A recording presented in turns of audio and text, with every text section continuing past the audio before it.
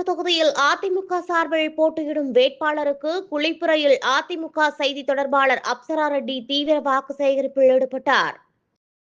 புதுக்கோட்டை மாவட்டம் திருமயம் சட்டமன்ற தொகுதியில் அதிமுக சார்பில் போட்டியிடும் வேட்பாளர் பி.கே. வைரமுத்து குளிப்புறை பகுதியில் இரட்டை இலை சின்னத்திற்கு வாக்கு சேகரிப்பதற்காக சென்றபோது முன்னாள் ஊராட்சி மன்ற தலைவர் மணிமேகலை பாஸ்கர் சார்பில் பெண்கள் குத்துவிளக்கேற்றி மலர் தூவி சிறப்பான வரவேற்பு அளித்தனர். வேட்பாளர் அதிக வாக்குகள் வித்தியாசத்தில் வெற்றி பெற வேண்டும் என்று கருப்பர் கோவிலில் சிறப்பு அபிஷேகம் தீபாரதனை காண்பிக்கப்பட்டு அதனைத் தொடர்ந்து மீனாட்சி சுந்தரேஸ்வரர் ஆலயம் முன்பு பிரம்மாண்டமான பொதுக்கூட்டம் ஏற்பாடு செய்யப்பட்டு இருந்த இடத்திற்கு வேட்பாளர் சென்றபோது கட்சி நிர்வாகிகள் பழங்கள் மற்றும் மலர்களால் செய்த மாலையை அணிவித்து சிறப்பான வரவேற்பு அளித்தனர்.